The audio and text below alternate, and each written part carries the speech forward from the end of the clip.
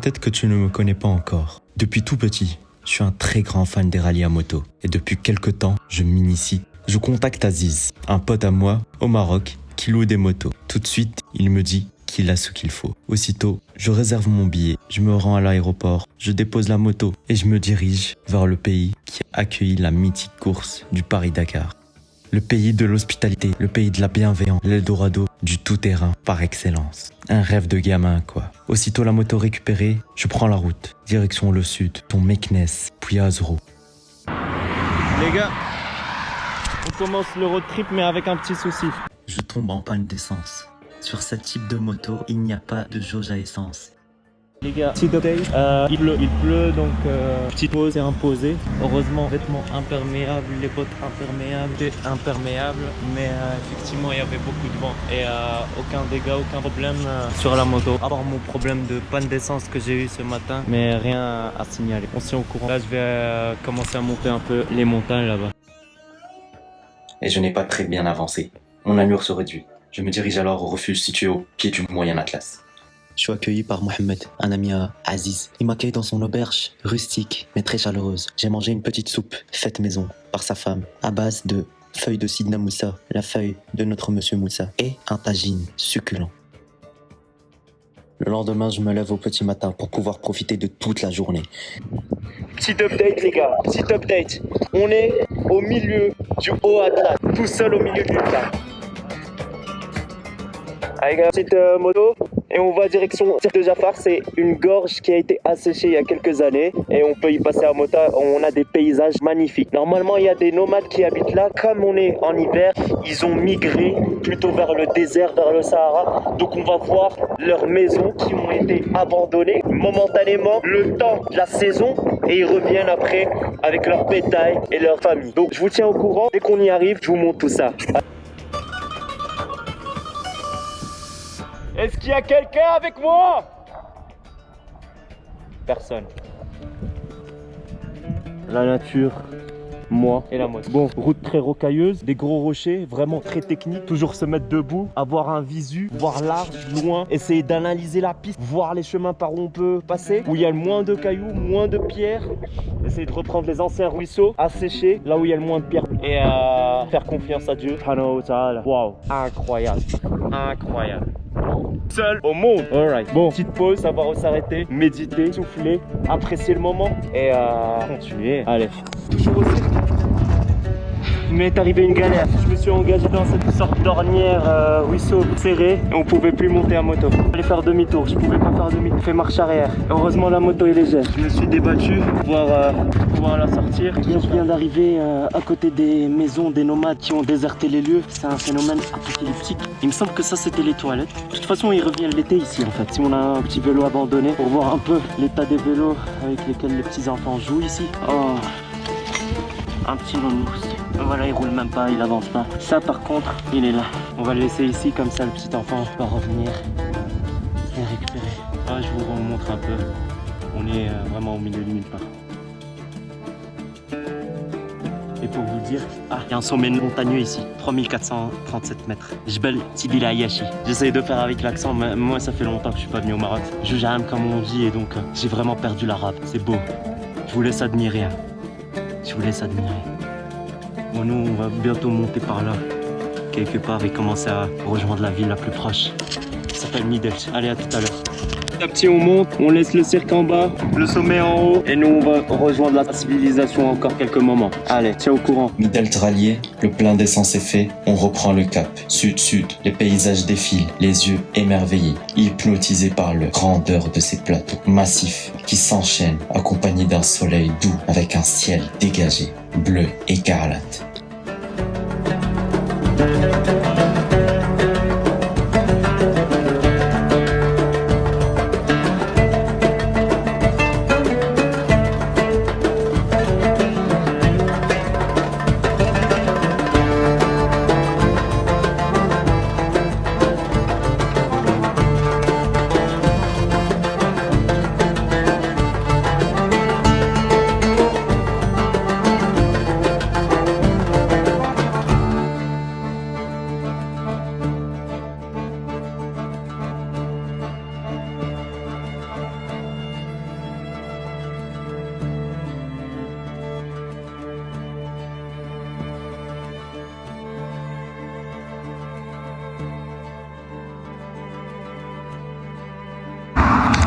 Petit update les gars, petit update. On est à même pas 5 km de Erich. C'est une ville qui est dans le sud en direction de Merzouga. Un petit point de vue de la moto. Par contre la tension de chaîne, ça je sais pas si c'est bon ou pas. Non ça va. Ah ouais, alhamdoulilah.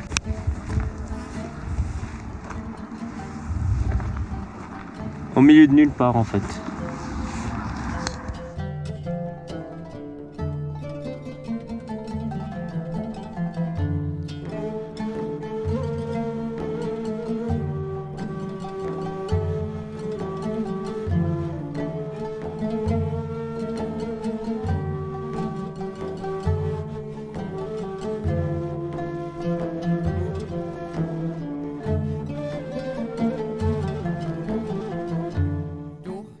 Puis je décide de retrouver les vallées et les contreforts de l'Atlas, toujours à la recherche du cœur du pays.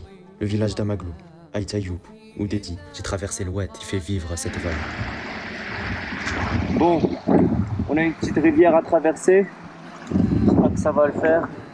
On va essayer d'aller par les chemins où c'est le moins profond possible. Ouais, non, quand même. Non, ça va. C'est de l'eau propre, pure. De la source. Et Le bruit des ruisseaux berce nos oreilles. L'agitation verdoyante réconforte nos yeux. Maintenant, direction l'immensité du Sahara, aux portes du Maroc, avec les fameuses dunes de Merzouga, où certaines culminent jusqu'à 250 mètres. Yo les gars, petit update. Je viens d'arriver à Merzouga. Je m'excuse, j'ai pas pu filmer sur la route. C'est bien passé. J'ai roulé beaucoup. J'ai eu mal aux fesses. Je suis arrivé de nuit, vraiment au coucher du soleil à Merzouga. D'ailleurs, j'ai pris une petite photo, je vous la mettrai dans la vidéo. Et demain matin, on est à Merzouga, lever du soleil qui est prévu à 7h45. Moi, je sortirai d'ici à 7h, 7h15. Et on va aller filmer tout ça. Je vous montrerai tout ça. Allez, bonne nuit. les gars, je suis quand même un peu triste parce que je voulais quand même le faire à un objectif. J'ai pas su monter en moto jusqu'à la plus grande dune. Du coup, je vais le faire à pied. J'ai rencontré Hassan, un guide touristique qui fait des tours en 4x4. Il est passé par là. Il m'a dit, tu sais quoi, viens, je te dépose. Laisse ta moto, ils vont pas la toucher. Viens, je te dépose. Et me voilà. En tout cas, le paysage est époustouflant. Wow, effectivement, je suis le niveau du descend. Bon, continue l'ascension de l'Everest.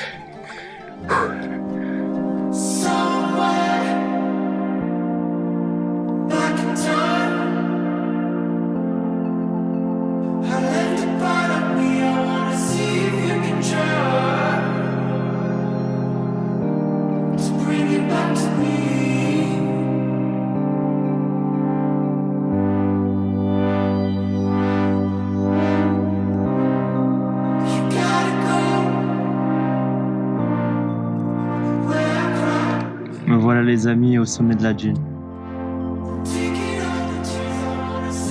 On va attendre le lever du soleil qui va sans doute pas tarder à monter par là.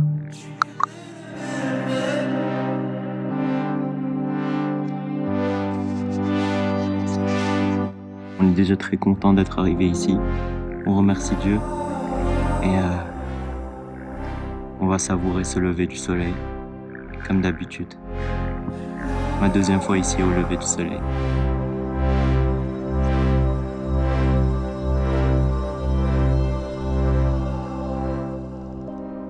Après avoir vu le lever du soleil en plein milieu du désert et joué un petit peu avec le petit chaton, on reprend la route au 3e jour pour compléter la boucle. On s'enfonce encore dans les terres. Objectif de cette journée, Ouarzazate. D'abord, pour arriver à Ouarzazate, il faut passer par Tenrir. J'ai d'abord décidé de passer par Galamdaoua. C'est une formation géologique en fer à cheval dans le désert marocain. C'est le lieu de tournage du film Spectre de James Bond. La forteresse a été construite au cours du 11e et 12e siècle par les Almoravides pour défendre la route commerciale qui traverse la région et défendre la ville de Sijilmassa qui était un important centre commercial tout au long du Moyen-Âge.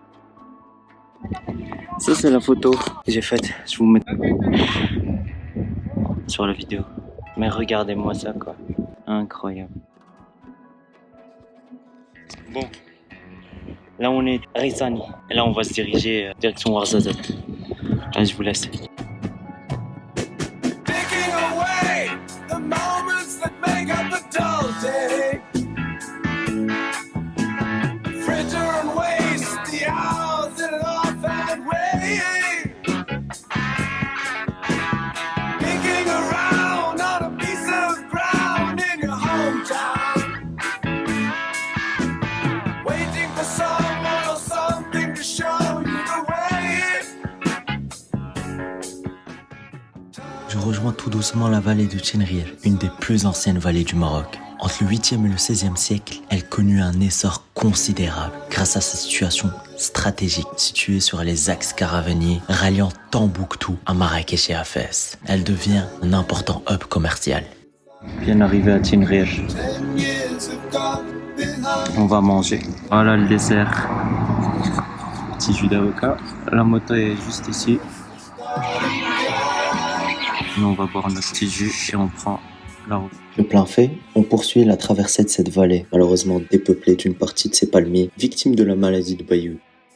On continue de traverser des paysages à couper le souffle, où d'un côté s'étendent les vastes plateaux arides, et de l'autre, les imposantes montagnes du Haut-Atlas, qui se dressent majestueusement. Le contraste entre ces deux mondes crée un spectacle saisissant. Les couleurs de la terre, entre ocre et vert, changent au fil du trajet, comme un tableau vivant. C'est une aventure visuelle où chaque regard révèle une nouvelle merveille de la nature.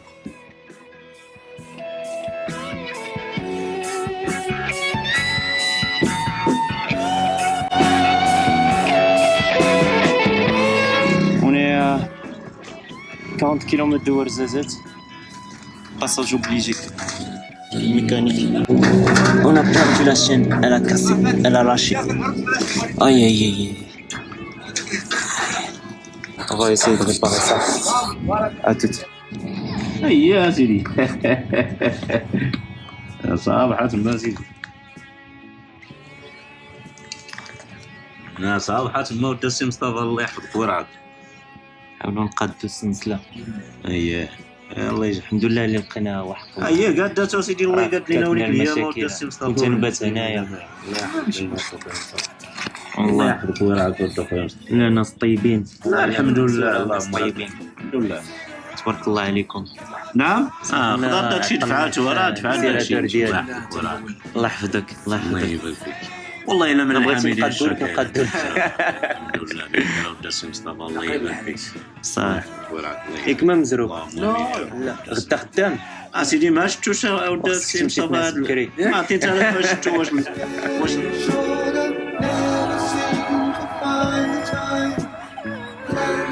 On est à Ouarzazate.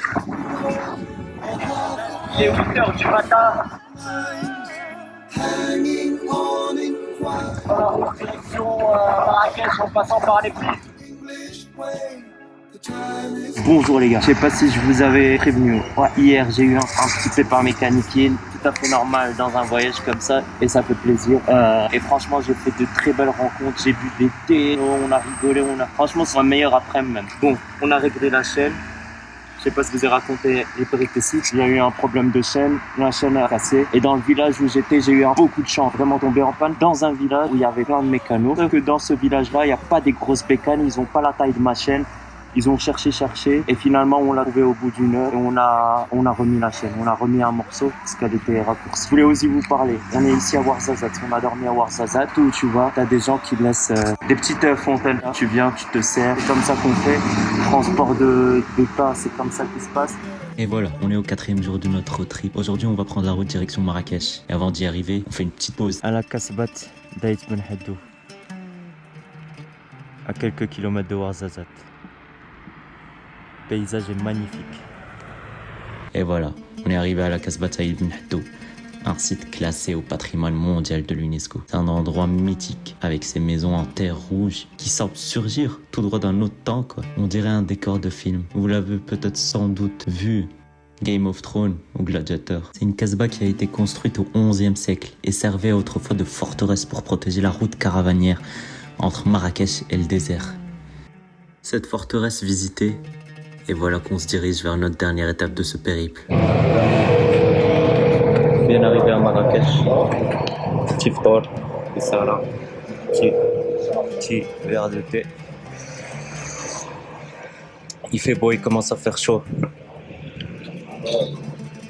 Et voilà, c'est la fin de cette aventure au Maroc. Après avoir roulé à travers les vallées verdoyantes, les plateaux arides et le désert majestueux de Merzouga, je me sens un peu privilégié d'avoir vécu tout ça. Traverser le désert a été l'un des moments les plus forts de ce voyage. Se retrouver seul, au milieu des dunes, avec le silence et la grandeur de la nature. Un sentiment inoubliable. Ça change un peu de la Belgique, là où je suis en train de monter la vidéo, où il a plu toute la journée, non-stop. Ce voyage m'a permis de découvrir non seulement les paysages, à couper le souffle, mais de me reconnecter aussi à moi-même, à apprécier chaque moment et dépasser mes limites. Les routes sinueuses de l'Atlas, les villages berbères, les petits enfants qui te saluent à chaque passage, chaque étape a été un défi, mais aussi un cadeau. Le Maroc, c'est bien plus qu'un voyage, c'est une expérience qui change la manière dont on voit le monde. Je suis rentré en Belgique avec des souvenirs plein la tête, mais aussi une envie de repartir le plus vite possible dès que j'ai des congés. Alors, si t'as aimé cette vidéo, n'hésite pas à t'abonner pour suivre les nouvelles aventures. Qui sait, ce sera peut-être à côté de chez toi.